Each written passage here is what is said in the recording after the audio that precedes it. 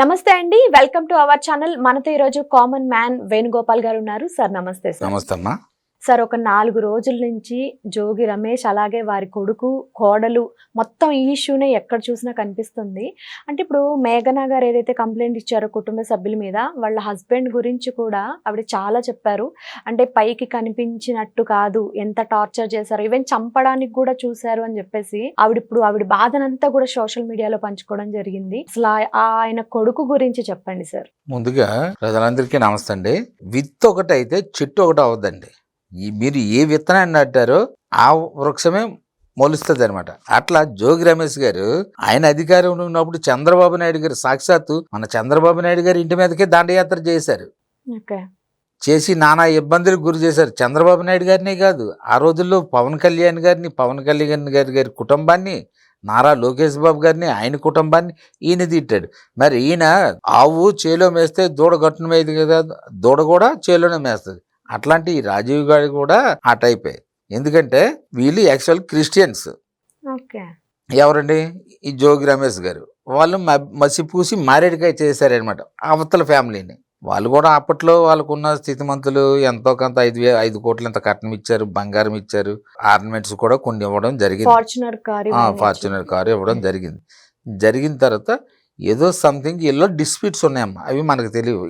ఇంటి గుట్టు లంకకు చేయటంటారు, వాళ్ళు ఎవరికి చెప్పుకోలేదు ఇంకే విషయం. ఈ మేఘనా గారు మాత్రం కంప్లైంట్ చేశారు. తన భర్త, తన మామ, తన అత్తగారు వీళ్ళ ముగ్గురు కలిపి నన్ను అరెస్ట్ చేశారు, చంపడానికి కూడా ప్రయత్నించారు. తర్వాత ఒక ఫామ్ హౌస్లో తీసుకెళ్ళి స్వయం మా మామ అంటే జోగి రమేష్ గారు నా ముఖం మీద దిండు ఆంచి నన్ను చంపడానికి ప్రయత్నించారు. అలాగే ఒకసారి గోవాలో క్యాసినోలోకి తీసుకెళ్ళి అక్కడ కూడా బోట్ నుంచి తిరగేయాలని చూశారు. కానీ అదృష్టవశాత్తు ఆ శివుడి దయ వల్ల నేను బయటపడ్డానంటూ ఆమె చెప్పడం కూడా జరిగింది.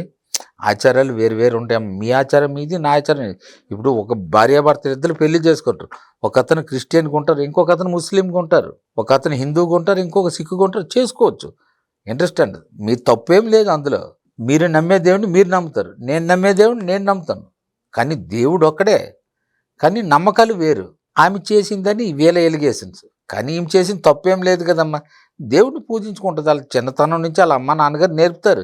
ఇప్పుడు మీరు కానీ నేను కానీ మన అమ్మ నాన్న నేర్పినవి ఇవన్నీ మనం పుట్టుకతోటి నేర్చుకున్నావు కాదు కదా. మన అమ్మ ఏం చెప్పుద్ది, అందరి దగ్గర మంచిగుండు బాబు మన నాన్నగారు కూడా అలాగే చెప్తారు మనకి. అట్లా ఈ జోగి రమేష్ గారి వ్యవహారం అండి. వీళ్ళు మొదటి నుండి రౌడీయిజం మాట్లాడితే నేను బీసీ కార్డు తీస్తారు. మళ్ళీ మీకు ఇందులో అసలు సమస్య ఏంటంటే నేను బీసీని అంటాడు. హరనాథ్ గౌడ్ అండి, చిన్న పిల్లడండి, వాళ్ళ అక్కని ఏడిపిస్తానని జగనాన్ని గారి సైక ప్రభుత్వంలో వాళ్ళ అక్కని ఏడిపిస్తానని అడిగిన పాపానికి పెట్రోల్ పోసి తగలబెట్టేశారమ్మా. ఇప్పటికీ ఆ విజువల్స్ మీరు చూడండి, గుండెలు పిండేసినట్టు ఉంటాయి, బాధ కలుగుతుంటుంది.